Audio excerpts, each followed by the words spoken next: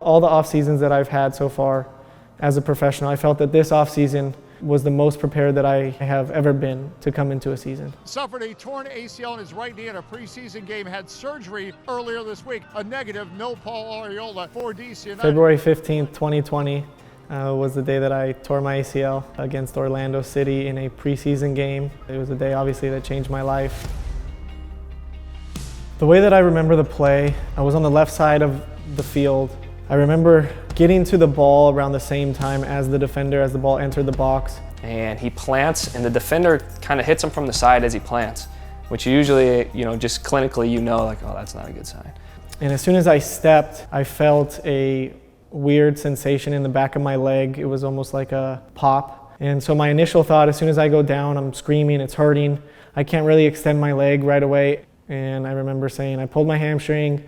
When Paul went down initially, I didn't think too much into it. The fact that he stayed down that long, I was a little nervous though. There's a test you can do called the Lockman test on the ACL, and it's a certain test that can tell you very possibly torn or not. And I just remember being next to Goody as he performed the test. You could tell that the leg was very lax when he did it, and with the mechanism and the pain, like, your heart sinks. And Goody looks at me, and I remember him looking at me like, hey, did you just see that? And I kind of gave him the look of.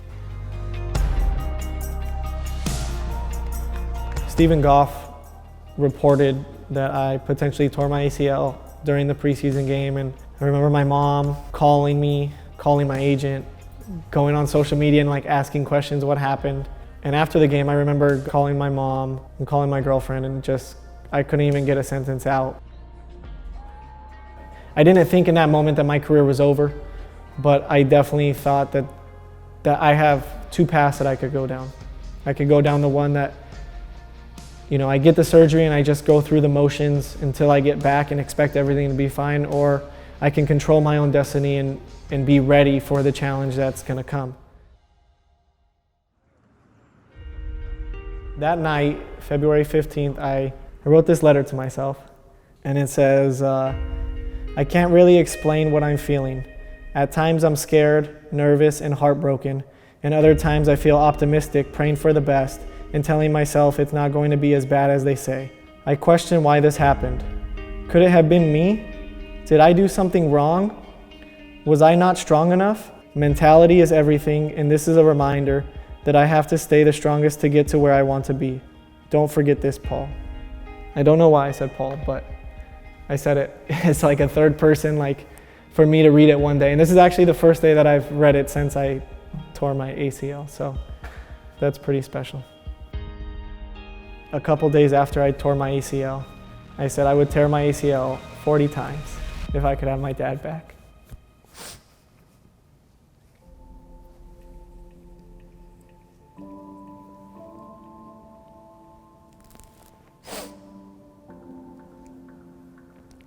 Sorry. And that's the truth. It's hard for me to speak. A lot of people in my family are very proud of me. And I do this for a lot of them, to represent them, and not just them, but young American soccer players who want to achieve their dreams. And I know a lot of people have gone through moments like this. And there's a lot of people who haven't been able to come out on the other side stronger than they were before. And I just think that, he's looking down on me and super proud of me. Rooney, to Arriola. Can he make a difference? Yes!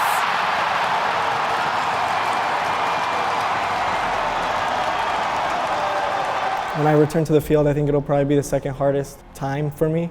The first being the game after I lost my dad and came back to play against New York City here at home. I think this one will be obviously a little bit different, but it'll definitely be an exciting and emotional game for me.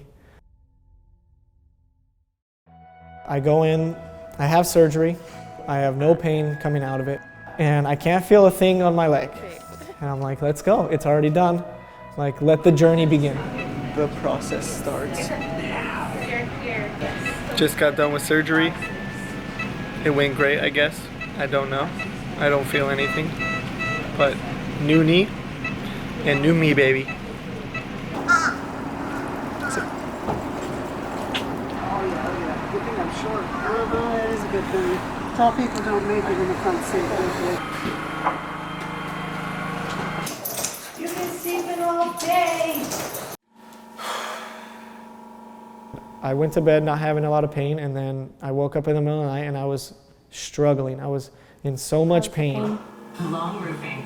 Save 20% when you get a free estimate. From when I was able to lift my leg, I'm not able to lift my leg anymore. My quad will not like turn on. It just stays like flat. My brain cannot tell my quad to flex. I ended up going to rehab the following day on Wednesday. I met Neil, who was the physical therapist that helped me at Ortho Virginia. I'm not going to see my knee, right? If you want to lay back so you don't have to see the knee, Yeah. we're not going all the way down to this game. We're going to still leave it covered because, again, Ninziata wants it covered till Friday. Yeah. But if you want to lay back, if you don't want to look at it, that's totally fine. I don't want to. Not a I'm problem. not ready to Face it yet? That's fair.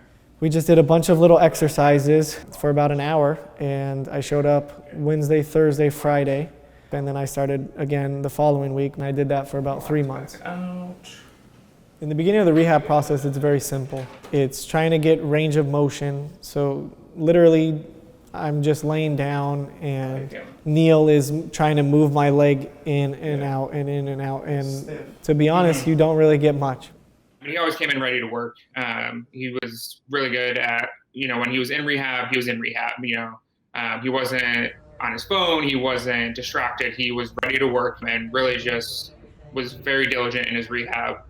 There's a physical component, but there's also a mental component, and your motor skills and your brain telling your leg that it's okay to feel a little discomfort, to not be scared, to use your leg, to accept the force and accept the pressure or accept the weight of you like stepping on it. For him, this year was going to be really big. So to have that setback was, I think for him, definitely a humbling and hard process, but he was, again, willing to just put in the work, and he knew that if he trusted the process, that in time, he'd be back on the field better than ever. It was frustrating in the beginning not to be able to help myself and do stuff for myself.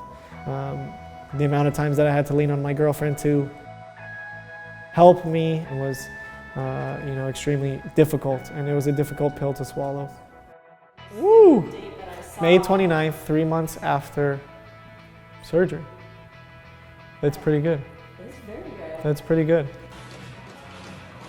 I remember just jogging back and forth, and that was just the moment that I obviously shared on my Instagram, and I just wanted to share with people because that's exciting stuff. February 25th, the day after surgery, I was in so much pain. I was on crutches. I couldn't put any weight on it. And you fast forward a couple months, and here I am jogging.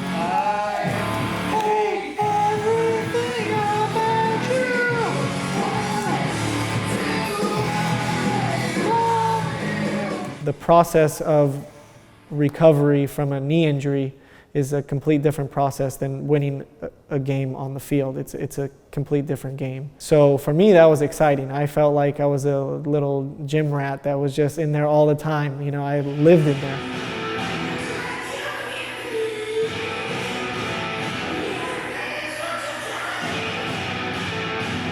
Once I got him, we started to do what's basically a hypertrophy program.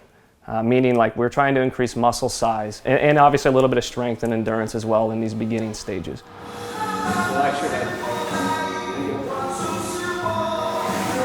Essentially, we try these different exercises out, see which one works best for him. And then we go with a plan of a certain amount of sets and reps of that exercise. And an easy way to track it is then to continue the same exercises week by week. So that first block was, I think, 4 weeks long. A certain amount of exercises each day, and then each week we kept them the same. Maybe I did a lunge, and I said, okay, this week we're gonna do 3 sets of 10 lunges without any weight. Well, now I know that if he was able to do that and feel fine, that the following week we can try to go 3 by maybe 12 reps and see how he responds to that. Or we can do 3 by 10 reps again, but add some weight. And that way you're always overloading a little bit, making sure that he's progressing and seeing if he can do a little more.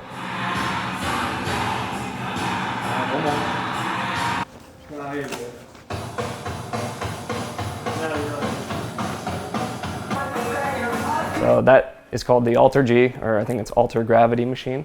Kind of like running or walking on the moon, and you can control body weight. So it's a regular treadmill, but you can control the body weight of whoever's running on it. And so when you saw us using it, he was kind of in that return to jogging phase of his rehab. And the theory is that, you know, if you're able to decrease body weight, there's less ground and pound through the joints. It's a little easier to run, and he can then focus on maybe you know, his cycle, his running gait. I'm flying, baby. And then what you do is you just kind of slowly progress, kind of like the exercises we talked about. You know, you take him from maybe 60% body weight, where he's just kind of at this slow jog, and he goes for a certain amount of distance. And yeah, so we try to get that all the way up until he finally is able to get body weight, and then we go straight to the field. Once you can do body weight jogging, you go to the field. Finito. Toast. And it was a very smooth and honestly was super impressive. This guy, he's a freak. There's something different about him.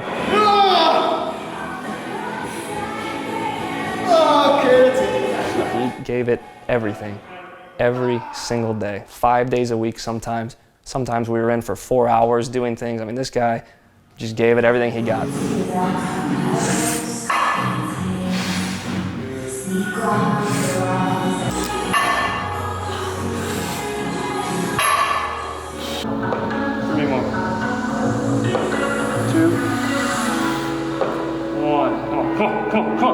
Come on. All right.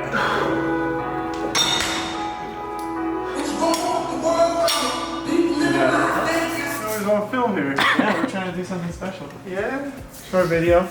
The return of Mr. Arriola. That's right. You're gonna do great things, boy. I thought I already was. Until next time. Dang, I was trying to think of something funny to say and I couldn't think of it on the spot. I was about to hit 6 months, and they wanted to do some testing on my legs. One of the major tests in return to play is knee extension, quad strength, true quad strength. And you want it to be as close to the opposite limb as you can. There's a gold standard of how to test this, and we use an isokinetic test called the Biodex. One of my legs is strapped in, and my operated leg is the one that's going to work. And it's about 5 seconds that you push into, it almost looks like a little pillow, but it's supposed to connect onto your shin, and you kick it as hard as you can and you hold it as hard as you can, and it's connected to a computer and it shows the force that you exerted. He had hit like 550 on his first attempt, like 600, and just kind of warming it up, and then 650 was a maximal attempt. And we know that the other side was like 730 or something. So we wanted him to not only get closer to the 730, but just to hit 700. Like 700 newtons of force, and that's a lot, and that's exciting. One, little build in, little build in.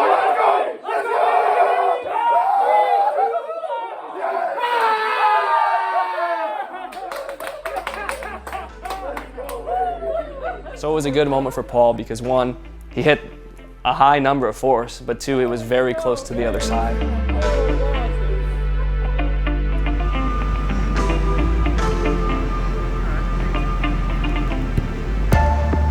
For me to be able to work as hard as I can to eventually get back on the field and just step on the field for 30 minutes and kick a ball with a trainer was amazing.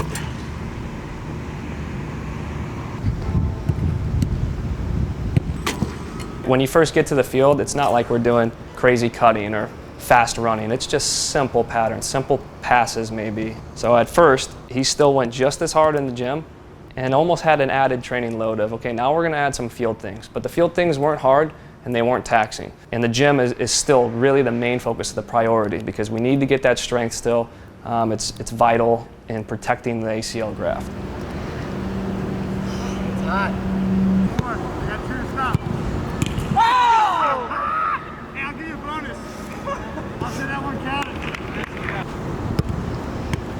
All that gas. Then not that, you just collapse. And then from there, you just slowly start to make progress. And then, over weeks and weeks and weeks of training on my own, they tell me that I can start, warming up with the team. Then all of a sudden, I'm showing up when everyone else is showing up, and I'm hanging out with all the guys, and I'm able to talk. And that's when you're just like, oh my gosh, this is great. Like, you could feel it. You can really feel the energy. Forward and backwards movement. You just have this different perspective on soccer, and you just feel so different because, like I said, all that stuff months ago was taken away from me, and I had to get myself back to where I am. And so far that's been warming up with the team, passing with the team, possession with the team, and it continues on and on and on until eventually I get to put on number 7 again and walk out onto the field with my teammates. When you work with someone so often, so many days in a row, they kind of become like your brother and family. And even seeing him get hurt that day, you just feel for them because they are your family, these athletes. So seeing him get hurt wasn't a good day, and knowing that how hard he's worked to get back. Wow, sorry guys, but he worked so hard to get back. It'll be so exciting to see him take the field. When he takes the field for the first time, it's going to be emotional. It's going to be exciting, man. I think knowing everything that he's been through, it'll be a joy to see him back out there because that's what he deserves. All the work he's put in, he'll actually be better off when it comes to that moment. And I think in terms of his mentality going through these times will make him think how lucky he is to be able to be back out there, how lucky I'll be to have him back out there and beside me on the field, and appreciate it that much more. When you see your future so clear and a tragic event happens and it takes away what you love the most in a second, your mentality completely changes. Your drive, your desire, your want to do what you love immediately goes up. As an athlete, and I think this is the scariest part of going through an injury as an athlete, is you don't know what you're going to be like. Are you going to be able to do what you did before? And I don't think anyone has that answer until you actually get onto the field. But I know, and I can look myself in the mirror and say that I've done everything up to this point that I could to get me to where I want to be.